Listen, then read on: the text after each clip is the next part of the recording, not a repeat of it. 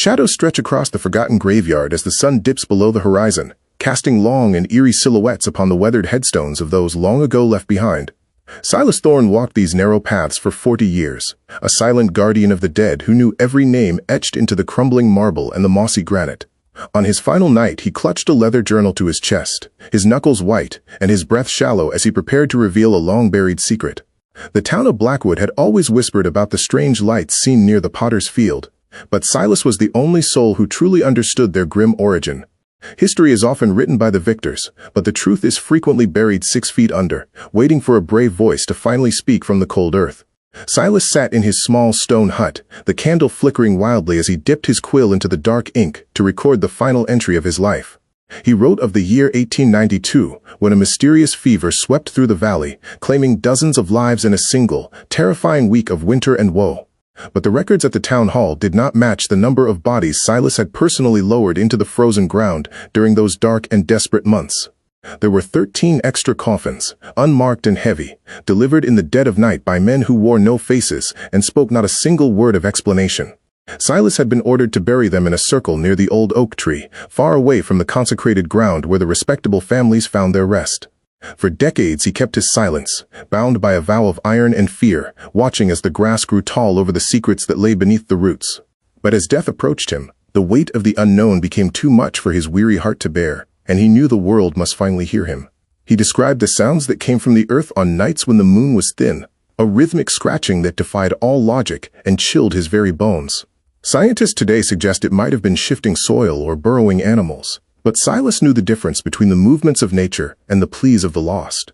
The Watchman's journal mentions a name that appears nowhere else in the local archives: the Architect of Silence, a man who allegedly paid for the secret burials. Investigators have searched for this mysterious figure for years, finding only charred documents and empty houses where the architect was said to have conducted his strange business.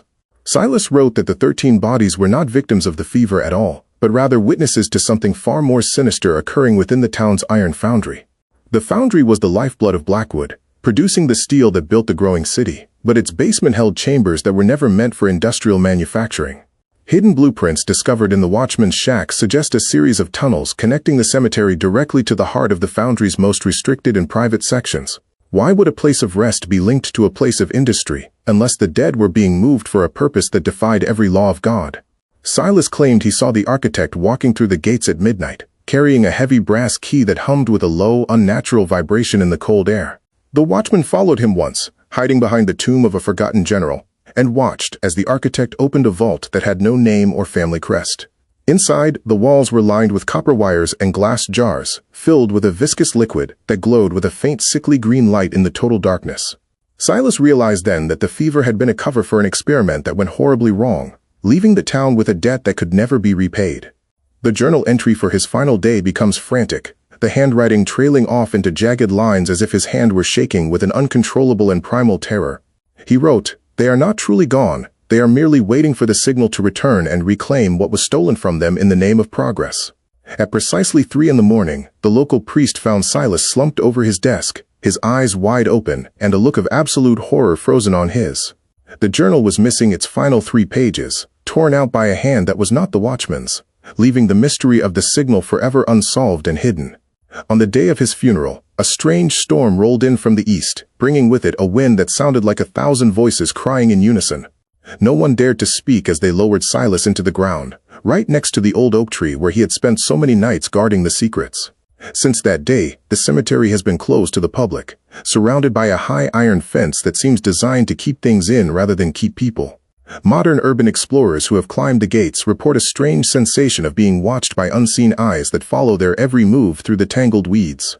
They speak of a low humming sound that emanates from the ground near the oak tree, a vibration that makes the very air feel heavy and hard to.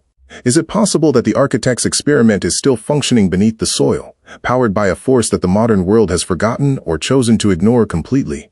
Historical records of the foundry mention a massive energy spike on the night Silas died, a surge that blew out every light bulb in the entire Blackwood district. Some believe the Watchman's soul was the final piece of the puzzle, the last spark needed to ignite a machine that had been dormant for 40 long years. We visited the site with ground-penetrating radar, hoping to find the tunnels Silas described in his journal before the pages were so cruelly and mysteriously taken away. The results were inconclusive, showing large voids in the earth that did not match any known geological formations or the original city planning maps of the late 19th. It was as if the ground itself had been hollowed out, creating a vast cathedral of silence beneath the feet of the unsuspecting residents of the modern town. We interviewed the last surviving relative of Silas Thorne, a great-granddaughter who lives in a secluded cottage and refuses to step foot within the town limits of. She remembers her grandfather talking about the key, claiming that Silas had hidden it somewhere safe where the architect could never find it, even in the afterlife. If the key exists, it holds the power to unlock the secrets of the 13 unmarked graves and the true purpose of the foundry's hidden and dark basement. Local legends say the key was buried with a child who died of the fever, a girl named Mary who Silas loved like she was his own daughter. But Mary's grave was found empty in 1955, the casket lid smashed from the inside out, leaving the authorities baffled and the town in a panic. Where did she go, and did she carry the key with her into the shadows of the forest that surrounds the cemetery on all sides like a shroud? The watchman's last words were whispered to the priest, a final sentence that was never recorded in the official report but has been passed down through local. He supposedly said, "The fire is out but the iron is still hot, and the mold is waiting for the new flesh to fill the empty spaces within." This cryptic warning suggests that the process started over a century ago was never intended to end with the death of the 13 witnesses or the watchman himself. It was a cycle, a machine of biology and industry that required constant tending, and a guardian who knew when to speak and when to remain perfectly silent. Today, the foundry is a museum, but the basement remains off-limits to tourists, sealed behind a steel door that has no handle and no visible way to.